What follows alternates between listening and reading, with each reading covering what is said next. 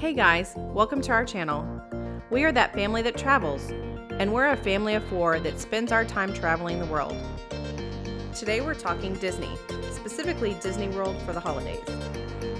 On this trip, we arrived at Disney on December 26th and stayed until January 3rd. This allowed us to be in the parks for New Year's.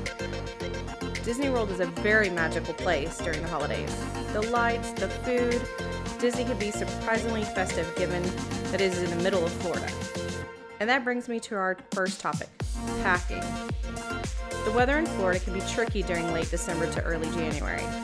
We've been there when the temps have dipped into the low 30s and we've had to buy jackets and hats. But on this last trip, we had to make a Target run to pick up some extra shorts and t-shirts. It was so warm. We're talking like high 80s, guys. So when you're planning a holiday trip to Florida, you need to make sure you have options. We recommend a couple pairs of shorts per person, along with t-shirts, bring a hoodie or a fleece, and maybe even a light jacket, preferably something water resistant. That way you can layer up with the hoodie or light jacket if it's cooler. When flying, airfare can be the biggest expense of your trip. The earlier you can plan, the better. This will not only allow you to track flight prices, but also allow you to save up for more Disney fun. We recommend using Google Flights. It's a great way to compare a lot of airlines all at once.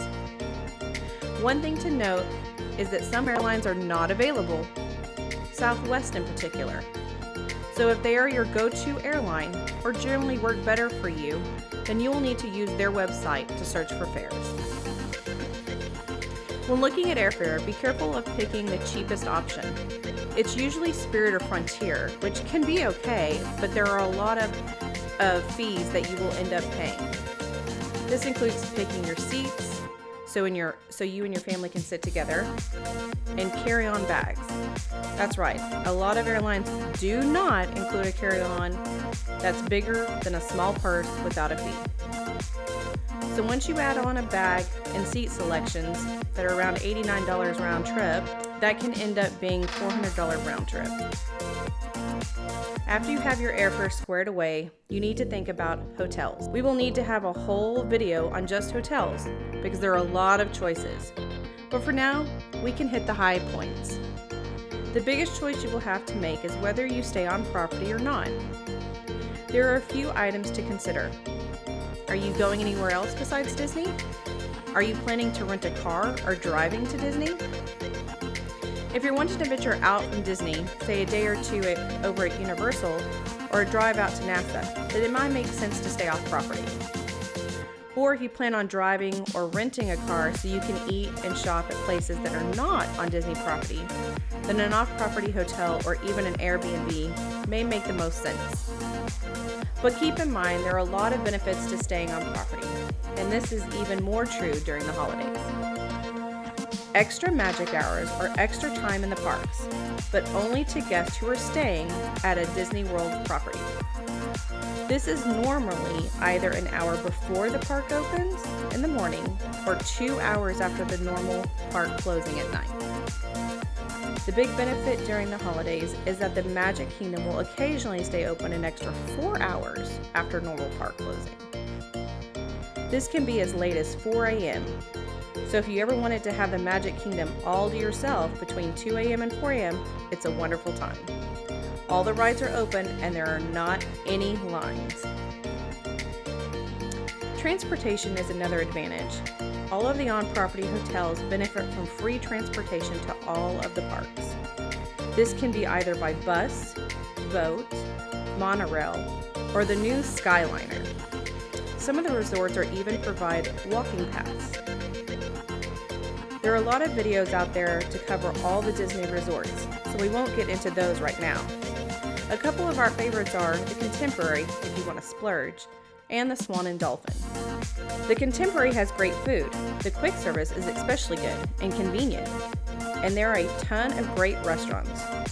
Transportation is really good here. You can walk or take the monorail to the Magic Kingdom.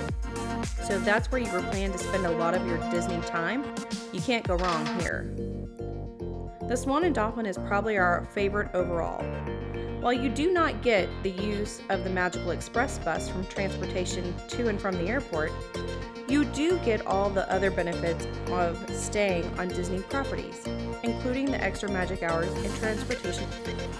The Swan and Dolphin are actually Marriott properties, and as such, you can not only earn Bonvoy points, you can also spend them here on free nights. This is a great way to offset or even pay for your stay at Disney. We have done this a few times and loved it. The food options at Swan and Dolphin are also excellent. We've stayed here 5 or 6 times and are still finding great places to eat here. The proximity to Swan and Dolphin to both Epcot and Hollywood Studios means that you are a short boat ride or a medium walk away from these two parks. And on that note, be aware that there is no bus transportation to or from those parks to the resorts.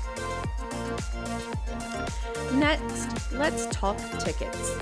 Disney has a lot of options here. You need to decide how many days you want to spend in the park, and if you need to be able to go to more than one park in a day.